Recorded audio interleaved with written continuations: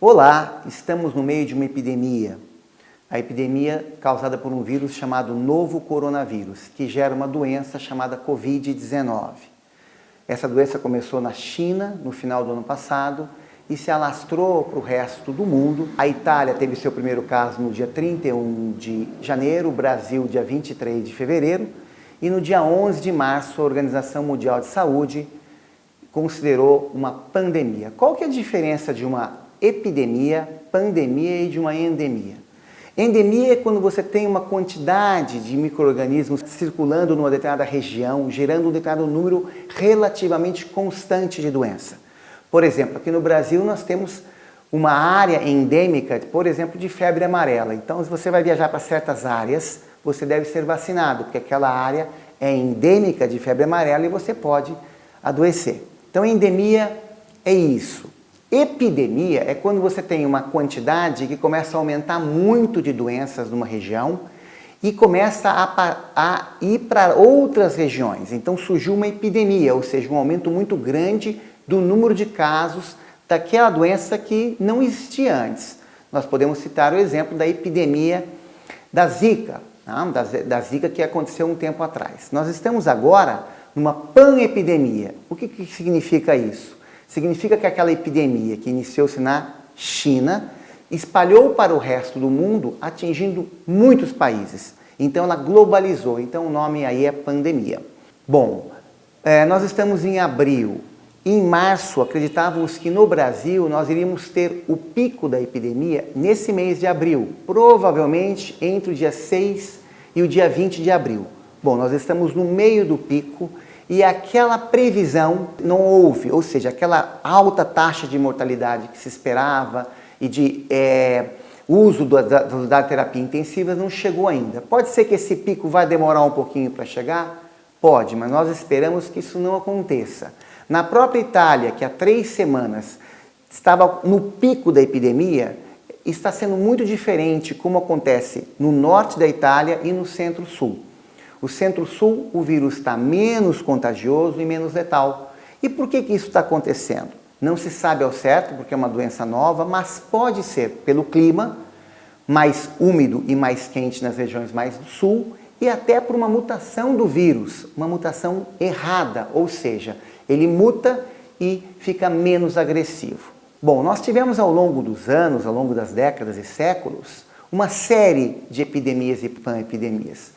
Uma das mais graves aconteceu no século XIV, foi a que gerou a peste bubônica ou peste negra e dizimou mais de 50 milhões de pessoas. Ao longo dos anos, nós tivemos importantes epidemias e pandemias virais. Eu gostaria de destacar algumas epidemias que nós tivemos aqui, basicamente causadas por 2 grupos de vírus. Os influenza ou influenza vírus e os coronavírus. Os influenza, por exemplo, geraram uma série de epidemias e a epidemia mais bem documentada ocorreu no final do século XIX, em 1889, 1890. E essa epidemia se chamou gripe russa e aqui no Brasil ela acometeu o nosso monarca. Nós estávamos no final do regime monárquico e o D. Pedro II foi acometido. Começou no Uzbequistão, se espalhou para toda a Ásia, a Europa e as Américas. Foi uma pandemia, primeira panepidemia bem documentada. No começo do século passado, século XX, nós tivemos uma grande epidemia, uma panepidemia, chamada gripe espanhola. Esse nome, inclusive, por curiosidade, talvez não seja tão correto, os espanhóis chamam de gripe francesa, que ela infectou 500 milhões de pessoas, a população da época era de 2 bilhões, então 1/4 da população, e ela chegou a matar até 100 milhões de pessoas. Então foi uma pandemia muito grave. Acredita-se, inclusive, que possa ter surgido em tropas britânicas no território francês. E a curiosidade que eu digo aí é o seguinte: estávamos no final da Primeira Guerra Mundial e a Espanha não se envolveu nessa guerra, então ela tinha imprensa livre, então ela podia notificar os casos de doença. A França, Estados Unidos não podiam fazer isso, então muito provavelmente a gripe recebeu o nome de gripe espanhola por causa disso, mas provavelmente ela não surgiu na Espanha. Outra curiosidade é que no Brasil ela matou o nosso 5º presidente da República, que foi presidente de 1902 a 1906, mas em 1918 ele foi eleito novamente, o presidente Rodrigues Alves. Não pôde assumir, quem assumiu interinamente no final de 1918 foi o seu vice, Delfim Moreira, porque ele estava doente. E no ano seguinte, Delfim Moreira veio a assumir definitivamente pela morte de Rodrigues Alves. A segunda pandemia do século XX foi a gripe asiática, que iniciou-se na China. Matou cerca de 2 milhões de pessoas e rapidamente se expandiu. Essa gripe, a gripe asiática e a gripe russa, as duas foi pelo H2N2. A gripe espanhola foi causada pela cepa H1N1. Aí nós tivemos uma outra pandemia, 10 anos depois dessa daí, chamada gripe de Hong Kong. Ela ocorreu entre 1968 e 1969, matou cerca de 3 milhões de pessoas e foi pela cepa H3N2 do vírus influenza A. Essas foram as importantes epidemias que nós tivemos no século passado. Nesse século XXI, nós tivemos uma epidemia de H1N1, de influenza A H1N1, em 2009. Essa gripe todo mundo vai lembrar porque nos acometeu aqui no Brasil. Foi chamada de nova gripe A, mas na época nós chamávamos também de gripe suína, de gripe mexicana ou gripe norte-americana. Por quê? Porque ela iniciou-se numa cidade chamada Vera Cruz, uma cidade do México. E aí se espalhou para o mundo todo. Essa gripe A, influenza H1N1, matou até 500 mil pessoas no mundo e tendo acometido 20% da população mundial na época. Terminamos de falar sobre as epidemias geradas pelos influenza vírus, que todas foram pan-epidemias, ou seja, todas acometeram praticamente o globo inteiro. Agora eu quero comentar sobre as causadas pelo coronavírus, que aliás nós estamos vivendo hoje. Pan-epidemia de coronavírus, essa é a primeira. Nós tivemos 2 epidemias nesse século XXI. A primeira epidemia foi gerada pelo coronavírus, não o novo, o coronavírus, que gerou uma doença chamada SARS. SARS significa Síndrome Respiratória Aguda Grave. Essa doença iniciou-se na China e espalhou-se para as regiões da China, mas não chegou a espalhar para o mundo todo. Por isso que foi uma epidemia localizada. A outra epidemia, chamada MERS, foi causada pelo vírus da MERS, que é o MERS-CoV. Então, é em cima a SARS, SARS-CoV, e a MERS, MERS-CoV. Essa MERS significa Síndrome Respiratória do Oriente Médio. Ela se iniciou na Arábia Saudita e se espalhou pelo Oriente Médio. Essas 2 epidemias não foram pan-epidemias. Para vocês terem uma ideia, a MERS teve 2.400 infectados, com uma elevada taxa de mortalidade, 1/3 morreu, morreram 800 pessoas. O mesmo número de mortes da SARS, que teve 8 mil casos. Então a taxa de letalidade da SARS foi 10% e 1/3 da MERS. Ou seja, embora a taxa de letalidade alta, não morreram muitas pessoas, cada epidemia 800 pessoas, porque ficou localizada. Para vocês terem uma ideia, em um dia, no pico de epidemia da Itália, matou mais de 800 pessoas. Então, tanto a SARS quanto a MERS foram epidemias graves, claro, mas que não mataram muitas pessoas. E agora, essa epidemia que nós estamos vivendo, ela iniciou-se na China, numa cidade de Wuhan, e aí existe a teoria de ter acontecido por causa daquele mercado atacadista de Wuhan, que vendiam animais vivos junto com os mortos, com condições sanitárias extremamente precárias. E também existe uma teoria de ter podido sair de um laboratório, porque a cidade de Wuhan tem um laboratório que cultiva esse vírus.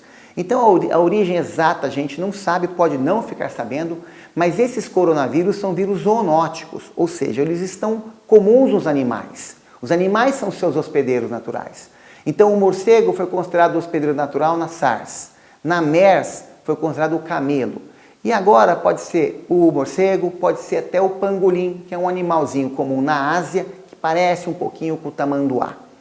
Bom, os vírus zoonóticos passam o vírus para o ser humano e aí a partir daí o ser humano transmite de ser humano para ser humano. A Covid-19, então, ela tem algumas peculiaridades. Por exemplo, a taxa de transmissibilidade, quer dizer, o quanto que eu contamino estando portando o vírus, ela é alta. Ela é 1 para 2,6, ou seja, eu vou contaminar 2,6 pessoas num período de alguns dias. Para vocês terem uma ideia, a gripe é 1,1, ou seja, eu contamino quase uma pessoa. O período de incubação do vírus da gripe, do influenza, é em torno de 4 dias. Do novo coronavírus pode chegar até 14 dias. E como que você se contamina? Qual é a forma de transmissão? Basicamente duas: o contato, o toque e as micropartículas.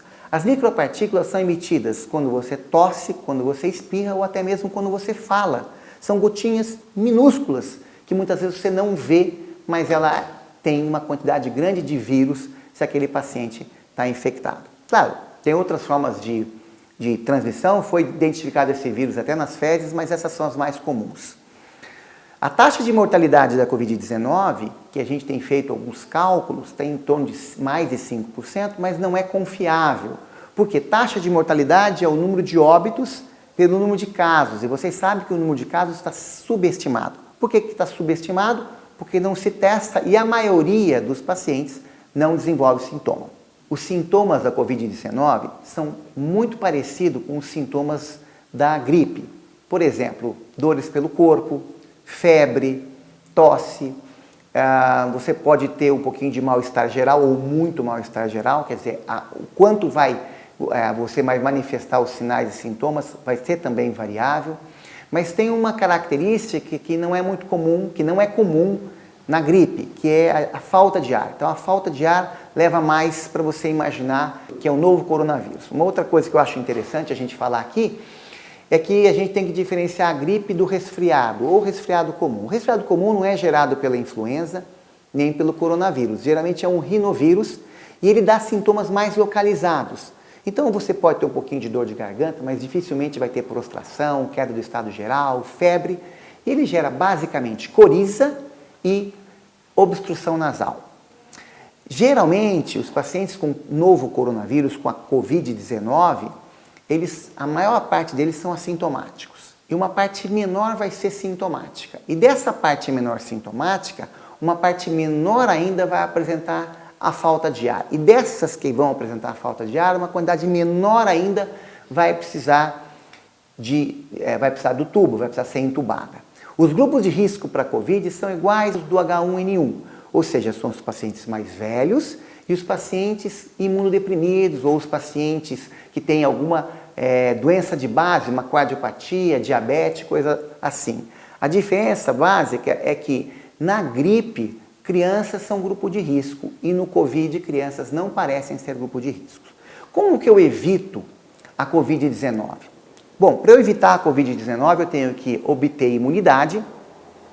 E eu obtenho imunidade ou tendo o vírus ou a vacina, que a gente não tem disponibilidade ainda, ou evitando que essa doença seja transmitida. Como que a gente evita que a doença seja transmitida? Primeiro, os hábitos de higiene são importantíssimos.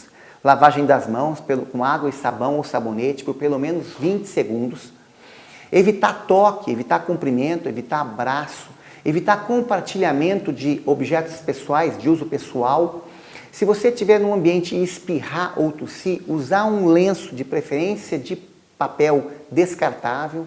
E o uso, que eu acho muito importante, o uso da máscara. Não há necessidade de ser uma máscara com filtro. Isso daí, claro, para os médicos, eles usam EPI, tem que fazer uma série de medidas. Mas para a população, de modo geral, uma máscara simples. E, inclusive, um dado que aqui no Brasil algumas cidades estão tornando obrigatório o uso da máscara em algumas cidades quando você vai adentrar por exemplo, algum meio de transporte. Então, o transporte público, muita gente, às vezes difícil de você fazer o distanciamento social, é interessantíssimo o uso de máscara. Então, a máscara, no meu ponto de vista, é muito importante em ambientes fechados. E a máscara não é para proteger você. A máscara não lhe protege. A máscara é para proteger o outro. Inclusive, eu protejo você e você me protege. Porque se eu tiver de máscara, a máscara vai ocluir o quê? Não vai ocluir meus olhos, vai ocluir minha boca e meu nariz. Aí você na minha frente espirra em mim e você está contaminado, você me contamina. Então, eu protejo você usando máscara e você me protege usando máscara. Muito importante para diminuir a transmissão e o contágio dessa nova doença é o distanciamento social. É impossível que a gente se distancie 100% de todo mundo fique em casa, isso é impossível, mas a gente consegue reduzir essa aproximação, essa aglomeração. Se nós conseguirmos reduzir esse distanciamento em 50%, a gente consegue reduzir muito a transmissão. Por exemplo, uma pessoa que não tem nenhum distanciamento, ela vai transmitir o vírus em 5 dias para 2,5 pessoas. Eu comentei agora há pouco sobre a taxa de transmissão ou transmissibilidade. Ao longo do mês, para mais de 400 pessoas. Se você conseguir reduzir esse distanciamento em 50%, ao final de 5 dias, você transmite para praticamente uma pessoa 0,25.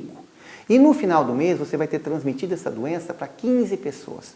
Então, mais de 400 para 15 é uma diferença muito significativa. O novo coronavírus é altamente contagioso. É um vírus novo, que muitas pessoas não sabem exatamente como ele se porta. Mas nós temos que, para evitar contágio, usar as medidas básicas. Lavar a mão, usar álcool gel, evitar toque, máscara, evitar aglomerado e manter um certo grau de distanciamento social. O que é interessante, que eu chamo a atenção de vocês, é que com o uso mais intenso do álcool, a gente tem observado mais frequentemente as queimaduras. Então, muito cuidado. Mesmo o álcool gel pode queimar. Então, muito cuidado, álcool que seja álcool gel com superfície quente ou com fogo. Infelizmente, nós não temos a vacina contra o novo coronavírus, mas nós temos sim vacina contra o vírus da influenza, a espécie A e B. E está disponível inclusive em postos de saúde. Então você deve se imunizar, porque a gripe também ela gera muitos problemas de saúde pública, doenças e inclusive óbitos. E eu gostaria de deixar uma mensagem de otimismo. Essa epidemia vai passar, nós devemos provavelmente estar no pico. Logo, logo ela vai passando e vai sumir. Nós precisamos levar a vida normal. Então nós temos que tomar o máximo de cuidado para nos proteger, claro, esperar a vacina, mas ter confiança que esse problema, que essa doença, que essa epidemia vai embora logo e nós vamos voltar logo à nossa vida normal.